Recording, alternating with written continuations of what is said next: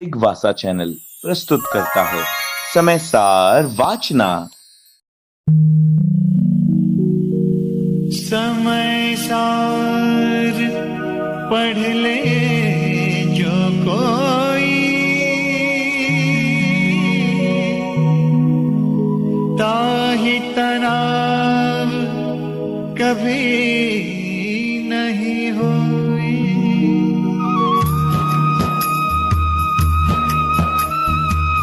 सिद्धांत चक्रवर्ती आचार्य भगवान गुरुदेव श्री विद्यानंद जी मुनि महाराज की, श्रीमद जैन धर्म की,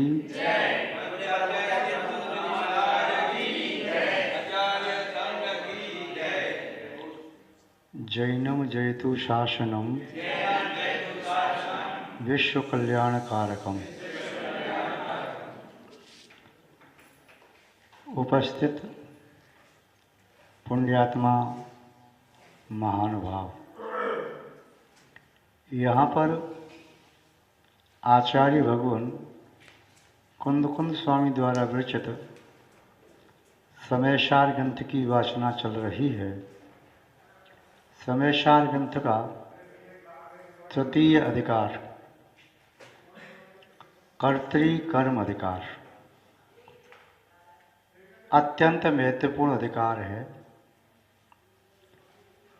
जितना महत्व प्रथम द्वितीय अधिकार का था, जीव अधिकार और जीवाजीव अधिकार, पहले जीव के अधिकार के संबंध में कहा, द्वितीय अधिकार में जीवाजीव अधिकार के संबंध में यहाँ पर व्याख्यान किया। तृतीय अधिकार यहाँ पर कर्तृ और कर्म। कर्ता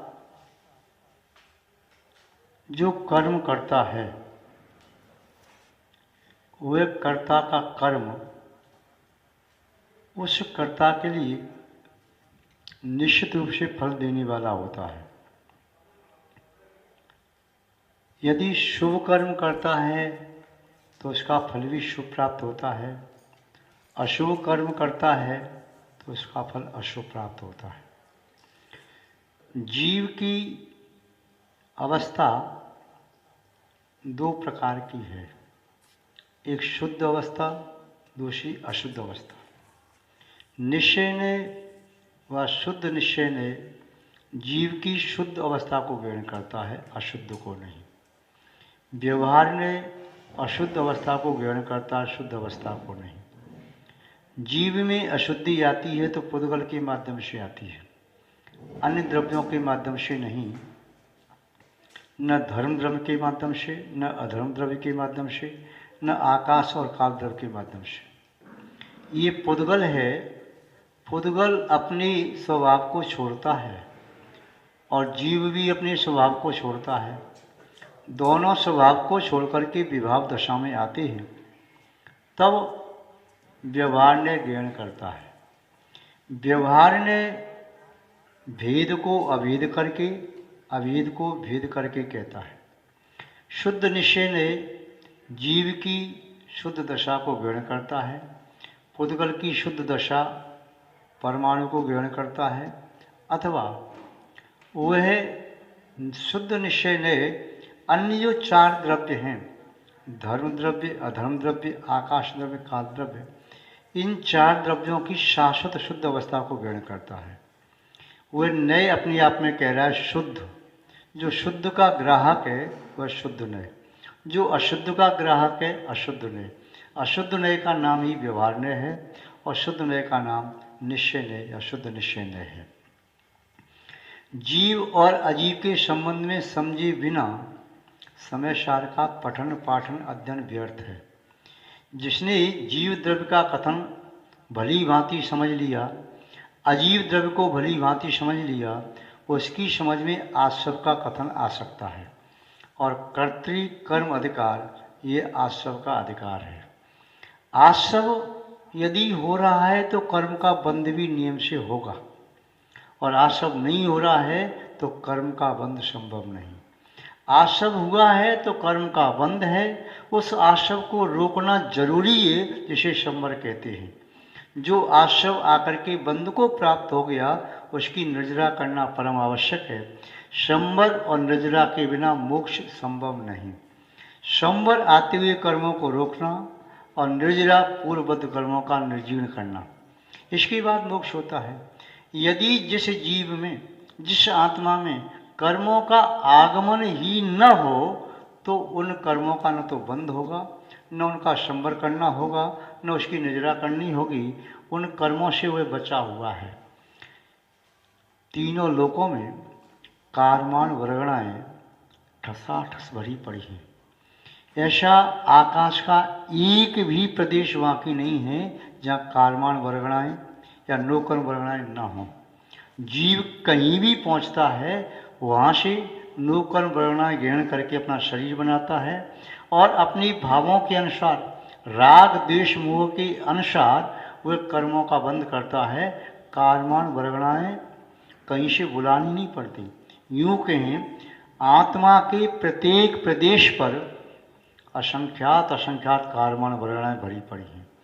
जैसे ही जीव के भाव होते हैं तुरंत ही वे जीव के साथ संलग्न हो जाती हैं। कर्म का बंध होता है उसकी पूर्व की दशा को आश्रव कहते हैं। इसलिए आचार्य उमा स्वामी महाराज ने आश्रव की परिभाषा इस प्रकार दे दी, काय वांग मन कर्म योगा स आश्रव। काय वांग और मन की जो प्रवृत्ति है, जिस प्रवृत्ति के माध्यम से आत्मा के प्रदेशों में हलन चलन होती है, परस्पंदन होता है, उसे ही आश्रव कह दिया। और उस परस्पंदन से कारमान वर्गणाएं आत्मा में आ जाती हैं और आत्मा में कारमान वर्गणाओं का आ जाना, एक में एक हो जाना, वह कर्म बन जाता है। और बंधा हुआ वह कर्म बंद है और जब तक बंधा नहीं है तब तक वह कारमान वर्गणाएं है। कारमान वर्गणाएं चाहे हमारी आत्मा के प्रत्येक प्रदेश पर असंख्यात रूप में हो या अनंत रूप में, कुछ भी फर्क पड़ने वाला नहीं है। हमारी आत्मा को उन वर्गणाओं से किंचित भी हानि नहीं है और किंचित भी लाभ नहीं है। किंतु भी कारमान वर्गणाएं जीव के रागद्वेष आदि विकारी भाव का निमित्त पाकर के जब आत्मा के साथ बंध को प्राप्त हो जाती हैं तब भी कारमान वर्गणाएं कर्म होकर के बिना फल दिए नहीं जाती। शुभ बंध हुआ तो पुण्य रूप फल दे करके जाएंगी, अशुभ बंध हुआ तो पाप रूप फल दे करके जाएंगी। कदाचित उन कर्मों को उत्कर्षण अपकर्षण भी किया जा सकता है, उन कर्मों की अभिपाक निद्रा भी की जा सकती है, उन कर्मों का संक्रमण भी किया जा सकता है और उन कर्म प्रगतियों की उदीर्णा भी की जा सकती है। ये सब संभव है कब तक? जब तक आबादा काल पूरा नहीं हुआ। आबादा काल पूरा हो गया तब तो फिर उन कर्मों का उदय ही आता है और उनका फल भोगना ही पड़ता है। निदत्ति और निकाचत जैसे कर्म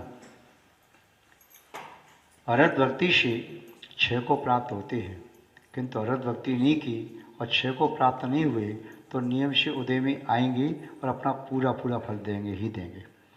इसलिए आचार्य महोदय ने सबसे पहले जीव तत्व कहा।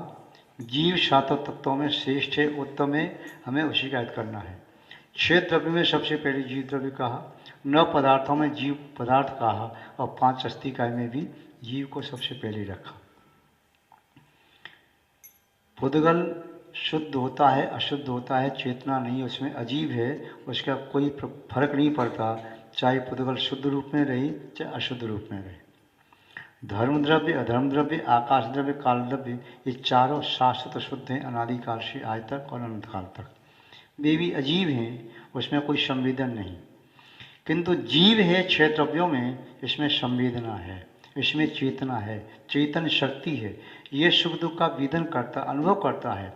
अतः जीव की जो नियति है, जीव की जो शुद्ध प्रकृति है, वह स्वभाव को प्राप्त करना है, कर्मों से रहित मुक्त अवस्था में रहना है, जिससे वह आत्मा के शुद्ध गुणों का भोग कर सके। ये कारमान वर्णों का भोग न करे, कर्म के फलों का भोग न करे, शुद्ध आत्मा के गुणों का भोग करे, तो जीव को शुद्ध करना परम आवश्यक है। अशुद्ध अवस्था में ये जन्मरण करता ही रहेगा, कर्मों को बांधता रहेगा, कर्मों की निजरा करता रहेगा, फिर बांधेगा, जन्मरण करता रहेगा, दुखों को भोगता रहेगा। इसलिए जो भव्य जीव है, आसन भव्य जीव है, समदत्त के सन्मुख है, वह अपनी आत्मा का हित करने का भाव रखता है और प्रवृत्ति करता है। यहाँ पर आचार्य महोदय कर्तृकर्म अधिकार में आश्रव की बात कह रहे हैं। आश्रव क्या है? आश्रव क्यों होता है? आश्रव से क्या लाभ और हानि है? यदि इसे नहीं समझा तो कर्म बंध को भी नहीं समझ पाओगे, संवर और निद्रा को भी नहीं समझ पाओगे, मोक्ष को प्राप्त भी न कर पाओगे। अतः सर्वप्रथम जीव को समझने के उपरांत अजीव को समझा। अजीव का विकारी भाव और जीव का विकारी भाव आश्रव का कारण है। यदि जीव विकार अवस्था को प्राप्त न हो तो भी आश्रव नहीं होगा, और अजीव विकारी अवस्था को प्राप्त न हो तो भी आश्रव नहीं होगा। क्योंकि अजीव यानी पुद्गल की चर्चा कर रहे हैं, वे कार्यमान वर्गणाएँ यदि परमाणु रूप में हैं तब भी जीव को नहीं बांध सकती।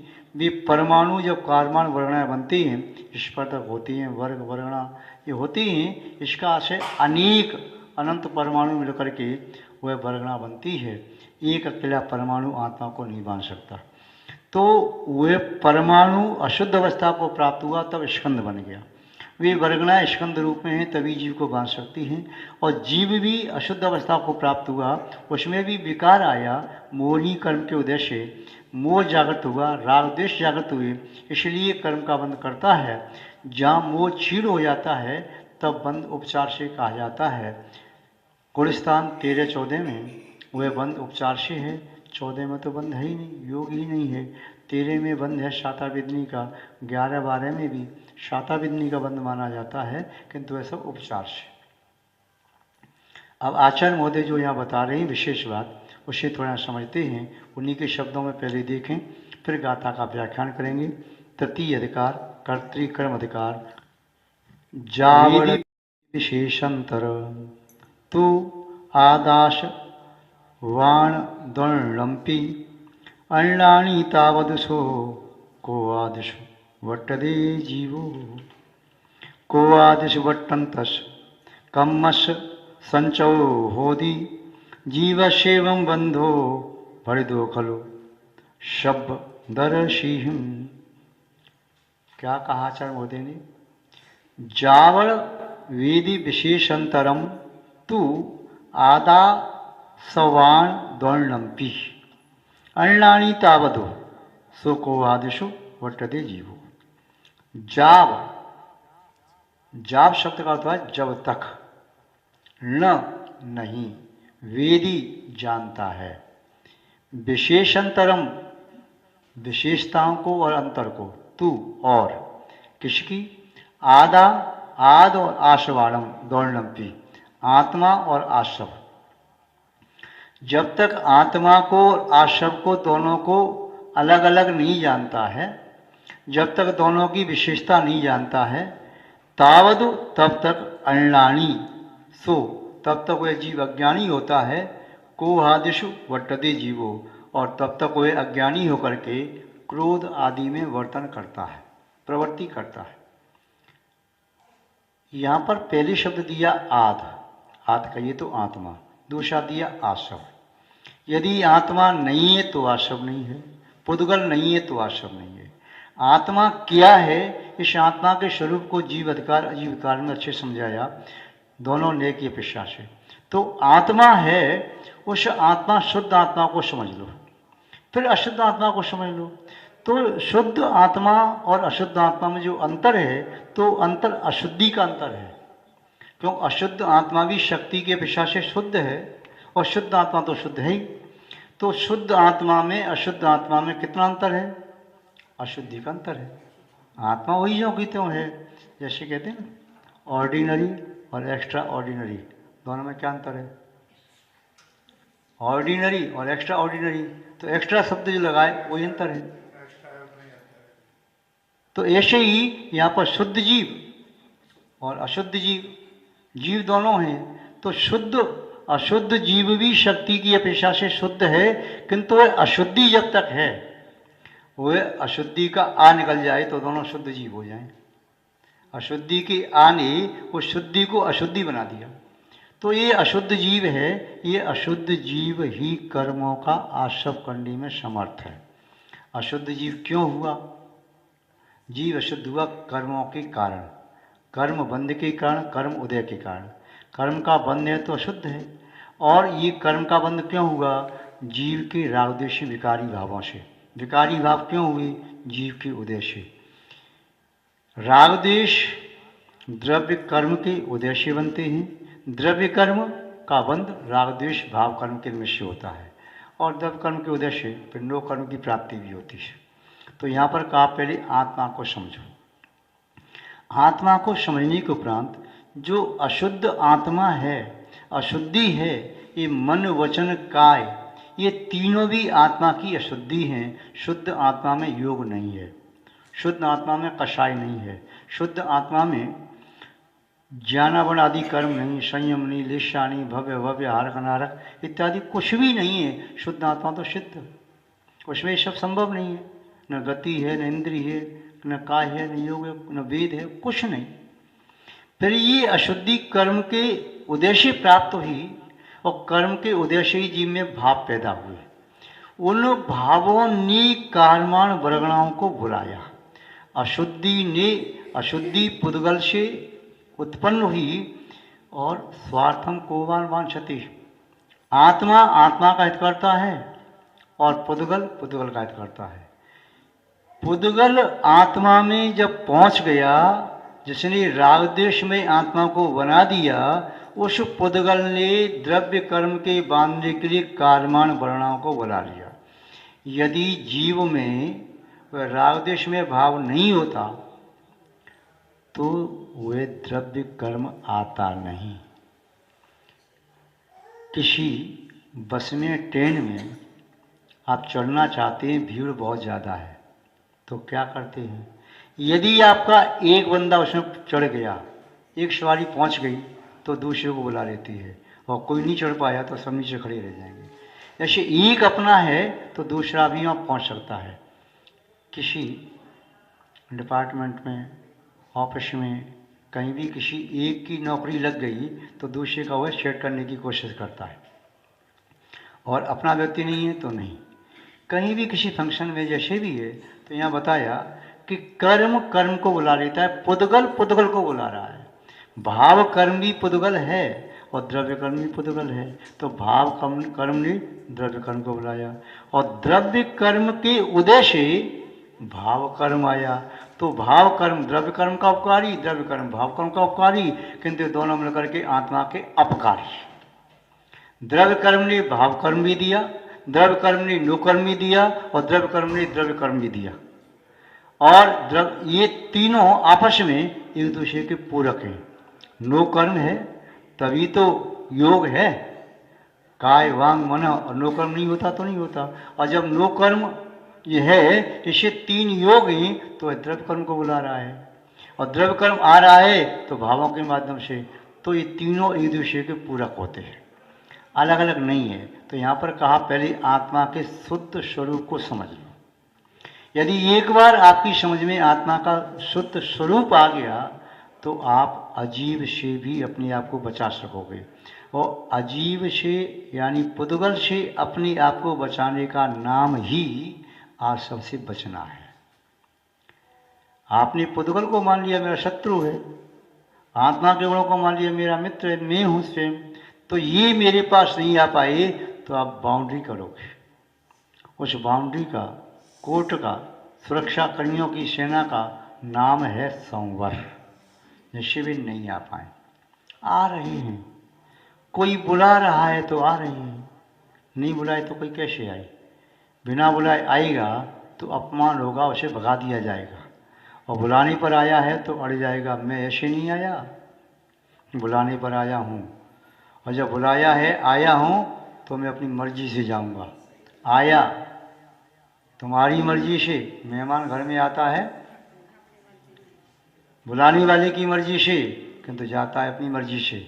उसे कह नहीं सकते जाओ भैया बहुत दिन हो गए, नहीं जा रहा मैं, आपने बुलाया मुझे। तो ऐसे ही कर्म आता है आत्मा की मर्जी से, किंतु जाता है फिर अपनी मर्जी से, क्योंकि भाव कर्म उसे स्थिति प्रदान करते हैं। जैसी भाव कर्म में कषाय की तीव्रता है, उतना अधिक समय तक ठहरने की अनुमति प्रदान कर देते हैं भाव कर्म द्रव्य कर्मों को। स्थिति जब ज़्यादा होती है तो उनको बल मिल जाता है, यहाँ रह कर के सबल बन जाते हैं, तो अनुभाव बढ़ जाता है, तो आत्मा को और दबाते हैं। और जब प्रदेश भी अच्छे ज़्यादा हों तो फिर उदय में और ज़्यादा आते हैं। प्रकृति, जिसकी जो प्रकृति है, जिस प्रदेश में जैसी आई तो उसके अनुसार ही फल देते हैं। तो आचार्य महोदय कह रहे हैं, जावण वेदी विशेष अंतरम, जब तक नहीं जानता है विशेष अंतर को, तो आद और आशवाणम, आत्मा और आशव के दोनों की विशेषता को, अंतर को जीव नहीं जानता है, अण्णानी तावदो, तब तक वह नियम से अज्ञानी है। कोई व्यक्ति कहता है मैंने समय सार को कंठस्थ कर लिया, अब तो मैं ज्ञानी हो गया। समय सार के शब्दों को कंठस्थ करके ज्ञानी नहीं होता। मैंने और बहुत से शास्त्र कंठस्थ किए तब तो ज्ञानी हो गया, इससे ज्ञानी नहीं होता। मैं सम्यक दृष्टि बन गया, मेरे पास सम्यक ज्ञान है, तो मैं ज्ञानी हो गया। आचार्य भगवान कुंदकुंज स्वामी की दृष्टि में तब तक भी ज्ञानी नहीं है। वह ज्ञानी तभी है जब आत्मा अनात्मा के भेद को जान करके अनात्मा स्वरूप पुद्गल को आने से रोक दे, संवर कर ले। अर्थात जो संवर निद्रा को प्राप्त हो चुका है, ऐसा यति, ऐसा मुनि छठवें सातवें स्थान में प्रमत्व व अप्रमत्व में, या इसके आगे उसे ही ज्ञानी स्वीकार किया है, इसके पहले नहीं। क्योंकि उसके पहले तो उसे आश्रव बहुत तीव्रता से हो रहा है, उसके पहले तो उसने आश्रव को और आत्मा को जाना ही नहीं। और जब तक नहीं जाना है, चाहे कितना बड़ा वह शब्द पाठी पंडित बन जाए, कितनी भी अच्छी व्याख्यान करे, कितनी भी शास्त्रों का अध्ययन करे, किंतु वह अज्ञानी है। वह तब तक अज्ञानी ही रहेगा जब तक आत्मा और आश्रव को अलग अलग नहीं जानेगा। पर याद रखना, ज्ञानी अज्ञानी की परिभाषा बताने वाली आचार्य कुंदकुंज स्वामी की परिभाषा। जो लोग कहते हैं ना, ज्ञानी के क्षणमाय तो गुप्ततः शरीर टले थे, तो ज्ञानी के क्षणमाय, क्षण मात्र में कर्म टल जाते हैं। कोटि जन्म तब तपें ज्ञान बिन कर्म झने जी, ज्ञानी के क्षणमाय त्रिगुप्त से शरीर टले थे। तो करोड़ों जन्मों तक तपस्या करते रहो, कर्मों की निजरा नहीं होती, क्या होता है मुनि बनने से? ऐसे कहने वाले कई एकांतवादी अज्ञानी मिथ्या दृष्टि हैं, जिन्हें शब्द पांडित्य जिनके पास है वो कहते हैं, किंतु वे नहीं समझते ज्ञानी कौन। दौलतराम जी ने भी, उनके भाई मौसेरे भाई ने भी कह दिया कई बार, दौलतराम जी ने भी, ज्ञानी कौन अज्ञानी कौन। कोटि जन्म तक तपें ज्ञान बिन कर्म झरे जी, ज्ञान के बिना कौन सा ज्ञान? आत्मज्ञान, निश्चय ज्ञान, शुद्ध ज्ञान, वीतरागी ज्ञान, अभेद ज्ञान, उसके बिना नीचे की अवस्था सब अज्ञान है। और आचार्य उमा स्वामी महाराज से मिलोगे तो वे कहेंगे 12वें स्थान तक अज्ञान है, क्योंकि अज्ञान भाव का उदय है। जब 12वें स्थान में ज्ञानावणी क्षीण हो जाएगा, तब ज्ञान प्राप्त हुआ, और तब तत्काल शिव की व्यवस्था प्राप्त हो जाएगी। तो यहाँ पर आचार्य मोदी ने कहा कि आत्मा को और आश्रव को जान लो। ठीक, हमने जान लिया, कर्मों के आने का नाम आश्रव है। मिथ्या अवृत्ति प्रमाद कषाय योग से कर्म आते हैं। ये जानना नहीं है, नहीं तो रट्टू तोते की तरह से बिल्ली से सावधान, और दाना चुग रहा है, बिल्ली ने आके झपट्टा मारा और देख रहा है बिल्ली आ रही है, तो ये रट्टू तोते का ज्ञान ज्ञानी नहीं बनाता।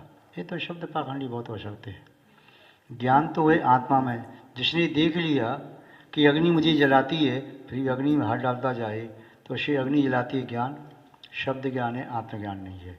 जिससे मालूम है ये जहर मृत्यु का कारण है, फिर भी जहर पीता जाए, तो ज्ञानी नहीं अज्ञानी है। तो यहाँ पर आचार्य महोदय कह रहे हैं, यदि आपको शब्दों में ये ज्ञान है, जानकारी है, इसे ज्ञान भी नहीं कहेंगे, जानकारी। शब्दों में जानकारी है कि मिथ्यात्व, अवृत्ति, प्रमाद, कषाय और योग, इनके माध्यम से आश्रव होता है, किंतु फिर भी आपने इनका त्याग नहीं किया।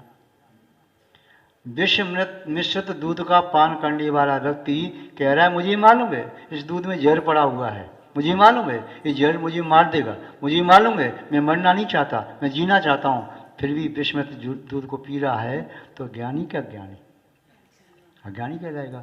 ऐसे ही वह कह रहा है मैं जानता हूँ मिथ्यात्व, अविरति, प्रमाद, कषाय, योग, इनसे आशव होता है। जब आशव होता है तो कर्मों का बंध भी होता है। कर्मों का बंध होता है तो कर्म उदय में भी आते हैं, उदय में आते हैं तो फल भी देते हैं, और वे फल अधिकांशतः दुख रूप देते हैं। वह कर्म ही जन्म जरा मृत्यु का कारण है, मैं जानता हूँ। वह जानना किस बात का? फिर भी मिथ्यात्व में लगा हुआ है, कुदेव, कुशास, कुगुरु में लगा हुआ है, उनकी सेवा पाशम लगा हुआ है। भाई मेरा मन करता है तो मैं वहाँ भी चला जाता हूँ, मेरा मन करता है तो मैं वहाँ भी चला जाता हूँ। तो ये मिथ्यात्व, ग्रहित मिथ्यात्व नहीं छूट पा रहा। कहाँ आपने जाना आशव को अभी? इसके साथ साथ अविरति, पंचेंद्रिय के विषयों में आकंठ डूबा हुआ है, शील संयम का पालन कर नहीं सकता। क्या जाना आपने? असंयम ही दुख है, असंयम ही दुख है। इस बात को जान करके भी असंयम का त्याग नहीं किया तो क्या जाना?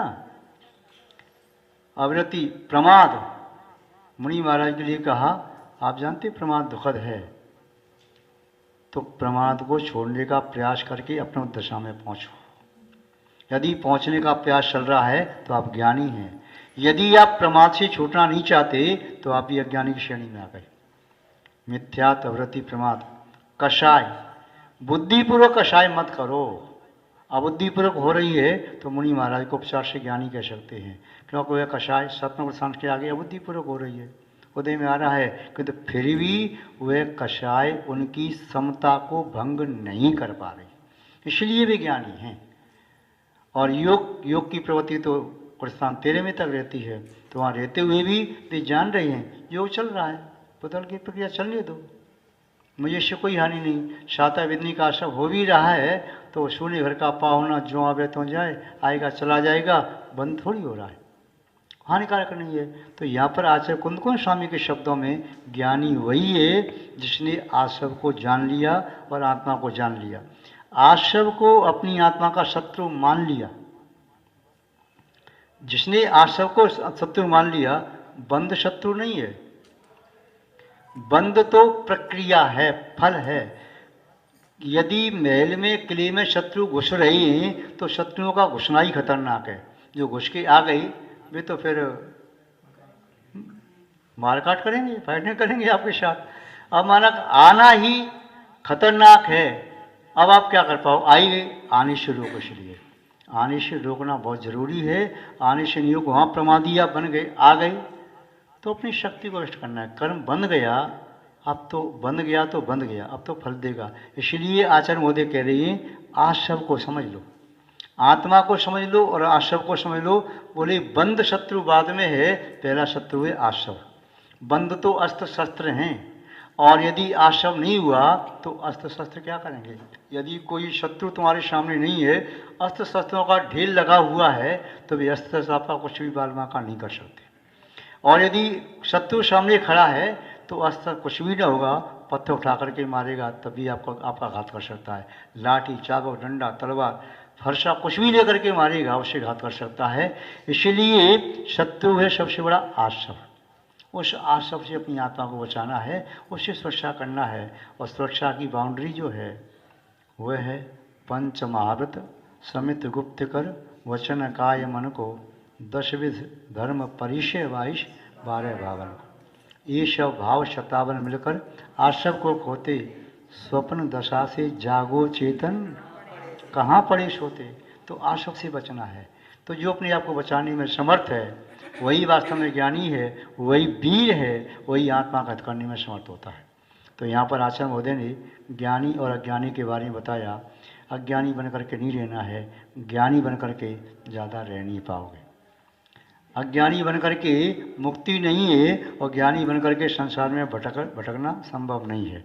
तो ज्ञानी बनो, किंतु शब्द ज्ञानी नहीं। केवल शब्दों को रटो मत, शब्दों को तो रिकॉर्ड करके टैप रिकॉर्ड भी सुनाता रहेगा। साउंडर में आपने चिप लगा दी, साउंडर सुनाता रहेगा।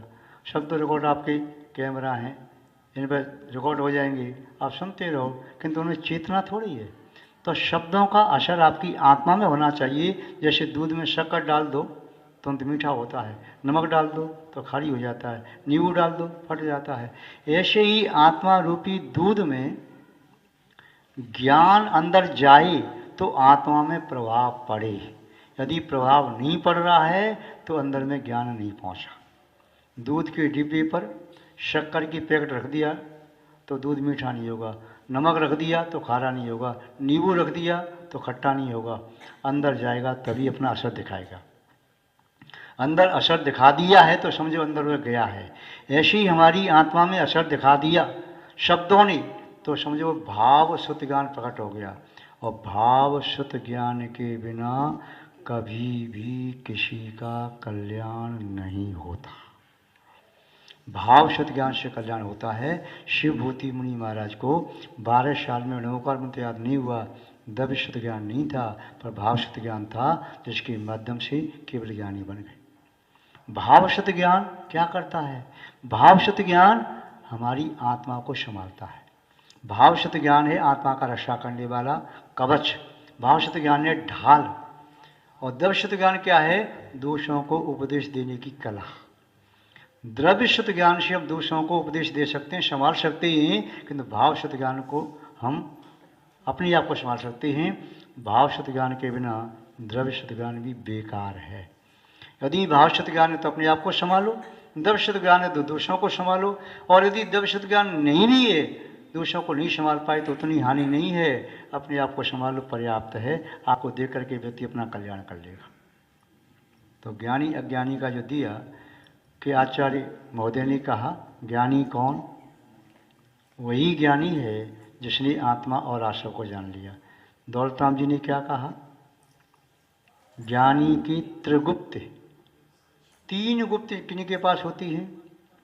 अवधि शावक के पास हैं, देशवती के पास हैं, नहीं, महावती के पास व्यवहार गुप्तियाँ 6वें स्थान में, और 7 में क्या आगे निश्चय गुप्ती हैं, तो वहाँ गुप्ती होती है। तो वह 3 गुप्ती वाला ज्ञानी है। कोटि जन्म तप तपें ज्ञान बिन कर्म झरे जे, ज्ञानी के छिन्माय त्रिगुप्त से शर्ट रहते। तो यानी 3 गुप्ती वाला ज्ञानी है, मुनि वाला ज्ञानी है। इस बात को आचार्य कुंदकों स्वामी जी ने अनेक जगह स्पष्ट किया मूल गाथाओं में। ज्ञानी की इस बात को ही आचार्य अमृतचंद स्वामी ने आत्मघाती टीका में, जयशन आचार्य ने तात्पर्यवती टीका में, पंचाशतीका में भी आचार्य महाराज ने स्पष्ट किया, नियम सार में भी, प्रवचन सार में भी। और इतना ही नहीं, आचार्य योगिंद्र देव ने परमात्म प्रकाश में उनके टीकाकार ब्रह्मदेव सूरी ने और प्रभाकर भट्ट को संबोधन दिया। और ब्रह्मदेव सूरी ने द्रव्य संग्रह की टीका में भी बहुत स्पष्ट खुलासा किया है। किंतु व्यक्ति इन टीकाओं को पढ़ते नहीं, क्योंकि इन टीकाओं को पढ़ें, मूल शब्दों का अर्थ समझें तो उनकी धारणा टूट जाएगी। इसलिए वे अपनी धारणा तोड़ना नहीं चाहते। वे मिथ्यात्व का पोषण करने में लगे हैं, अपने फॉलोअर्स बना रही हैं कि मेरी संख्या ज़्यादा बढ़ जाए और मुझे मान सम्मान देने वाले मिलें। किंतु ये मान सम्मान चंद क्षणों का है। इस मान सम्मान से आत्मा का कल्याण नहीं है। तुम किसी को बहका करके अपने पक्ष में मिला लो, किंतु वह हमेशा आपके पक्ष में नहीं रहेगा। आपका हित सम्यक ज्ञान से होगा, समीचीन सोच से होगा, निश्चय रत्नत्रय से होगा, इसके बिना नहीं हो सकेगा। प्राचार्य महोदय कह रहे हैं, कोहादिशु वर्तंतश, क्रोध आदि में वर्तन करता हुआ कम्मस्य संचय होती। जब क्रोध आदि कषायों में जीव का वर्तन होता है, वह क्रोध में, मान में, माया में, लोभ में, चारों में वर्तन कर रहा है। इनमें वर्तन करता हुआ क्या करता है? कर्म का संचय करता है। जब तक कषाय की एक कणिका भी शेष रहेगी तब तक कर्म का संचय रुक नहीं सकता। 10वें गुणस्थान तक कषाय है, सूक्ष्म लोभ है, वहाँ तक कर्म का बंध है। स्थिति, अनुभाग, प्रकृति और प्रदेश चारों प्रकार का बंध है। 11, 12, 13 में बंध नहीं है, वह उपचार से बंध है।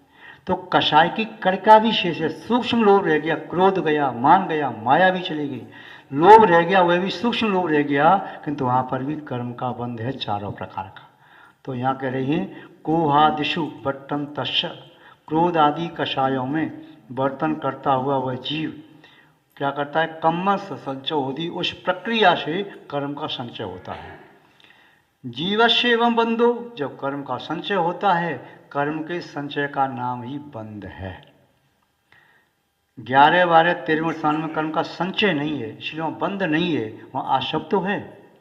उपचार से कह दिया शाता वितनी, शाता वेदनी के प्रत्यय तो आशव है, बंध तो नहीं है, क्योंकि बंध तो वेदनीय कर्म का कम से कम 12 मुहूर्त का होता है। द्वादश होता वेदनीय है, इससे कम का बंध होता नहीं, पर वहाँ तो एक समय का ही हो रहा है, तो एक समय का बंध कैसे होगा? उपचार से कह दिया आशव है। शाता वेदनी के प्रत्यय होने से आशव है और आया चला गया। जैसे उदाहरण अपन देते ना, सोने घर का पावना जो आवे त्यों जाए। कोई मेहमान घर में आया, घर सूना पड़ा हुआ है, क्या करेगा मेहमान? बाहर ताला लगा हुआ है, आएगा लौट जाएगा।